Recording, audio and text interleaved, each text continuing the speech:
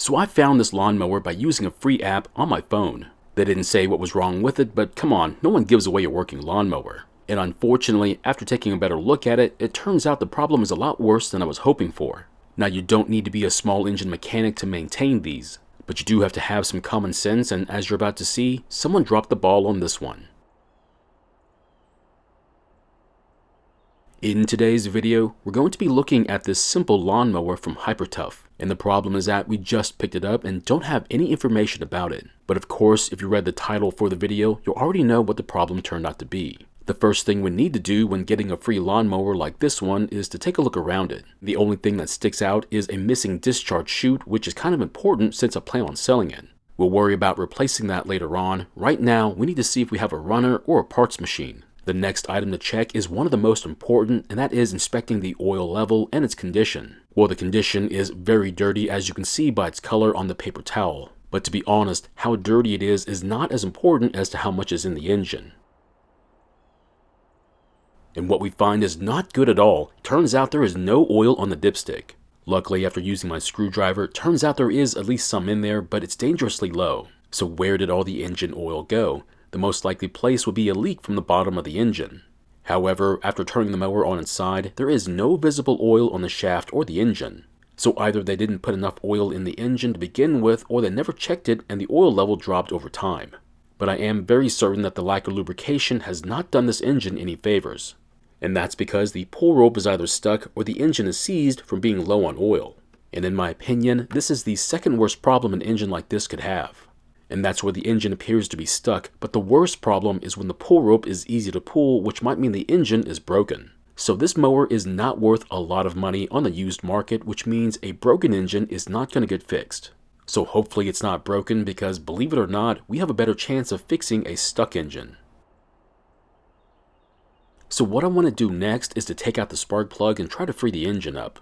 This also gives us a chance to inspect the spark plug, and what we see says it all. So it might look okay, however what I see is an engine that's gotten very hot, which does make sense because the oil level was really low. Remember, an engine like this one needs the oil not only for lubrication, but it's also important for heat transfer to the cooling fins, and without enough oil will cause it to overheat and lock up. And luckily for us, using the blade as leverage was enough to free the engine. But just remember, this engine has not been ran in a very long time, so the cylinder might be dry, making the pull rope still somewhat tough to pull. So to deal with that issue, I'll just spray a lubricant into the engine and then pull the rope several times. Hopefully this will be enough to lubricate the engine, and then we'll measure the resistance on the rope again. And the reading this time is almost right back to where it should be. So how is it that I know what the reading should be? That's pretty simple. I had another engine to compare the reading to. And as you can tell, the reading is only slightly more than a working engine, so I'm pretty happy with it. So we ended up getting a great reading with just a spray lube in the engine, but next I want to check it but with the oil topped off. So if you didn't realize it, I am not topping it off with fresh oil, but instead filtered used oil. So we will put fresh oil in after getting it running again and hot enough to do a proper change. And as you can tell, the new reading is even better than before, and it even beats the reading from the good engine too. So that's the good news we needed to hear about this abused engine, but there's still another hurdle we need to clear before we start celebrating. And that is whether or not this engine will start and run for us after having been ran low on oil. So after checking the gap on the spark plug, we'll then put some fuel into the carb, pull the rope, and hopefully it'll start and run for a couple of seconds. And speaking of abused, turns out the filter wasn't doing much of anything.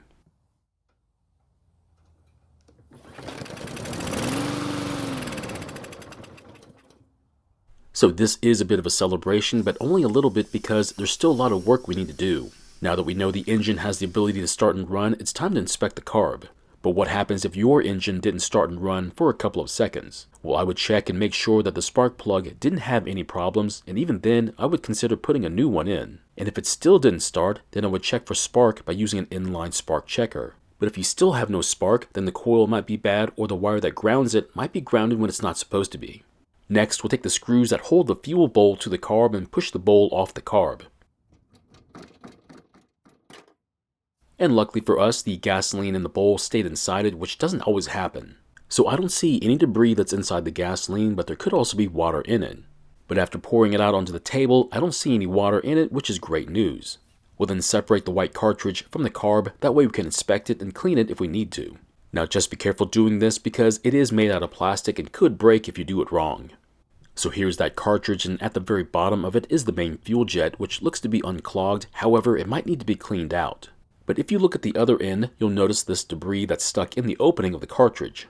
This is the result of all that grass making it past the filter and into the carb. We'll need to clean that out, but at the same time, I'll separate it to make it easier to clean. You don't need any special tools to clean this carb other than some way to clear the openings. Now you can use compressed air, carb cleaner, a small piece of wire, or even an ultrasonic cleaner if you happen to have one. So I'll leave it up to you as to how you want to clean your carb. So here's the fuel jet after a bit of cleaning, and if we compare it to what it looked like before, you'll notice there's an improvement on the size of the opening. Next, we're going to clear the debris from the other end, but we'll do it from the side. This will keep from pushing the debris further into the opening. So after that's done, we'll then start to put the cartridge back together and then move on to the main body of the carb. Next, we'll spray down the carb with cleaner, hoping that it'll wash away any dirt or grass clippings. So I do have to admit this, I probably should have taken the carb off for a proper cleaning, so learn from my mistake. Just be careful if you do use compressed air because it might blow dirt or grass into the carb or engine. So if for some reason you don't feel confident about doing what I just did, then don't be afraid to ask for help. And if you can't do that, then I would recommend just replacing the carb instead. Replacement carbs for this engine from the aftermarket are very affordable and also very reliable. Just be careful and make sure you order the correct carb, otherwise the engine might not run correctly. Also, when installing the air filter base, don't forget to connect the emissions breather hose to the back of it. If you do forget it, unfiltered air can make its way into the carb and wear out the engine faster than it's supposed to. So the air filter that came off this engine has deformed and is no longer able to do its job. That's part of the reason why the carb had that buildup of grass on it.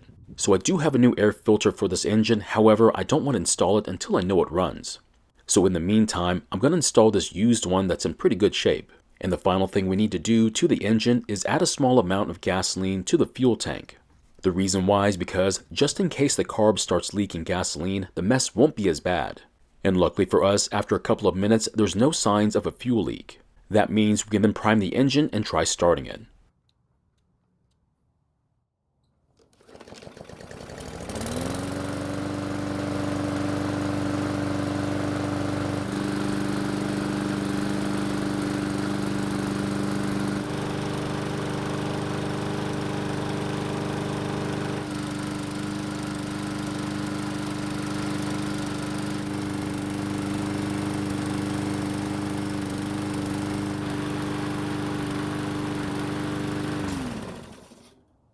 Surprisingly, the engine sounds better than you would expect for having been through a lot of abuse.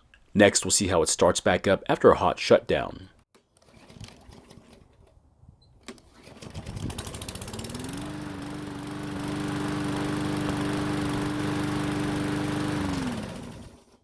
So it did start up, however it took 2 pulls instead of 1, which could mean the valves are very slightly out of adjustment. That means we might have to do a valve clearance check later on, but does it really matter if we check it? And the answer is yes, because as each season passes by, those 2 pulls could turn to 3 or even more pulls. But we'll have to save that along with other maintenance items later on in a different video. Right now, I'm just happy that it's not knocking from all the abuse that it went through and should be a pretty easy sale.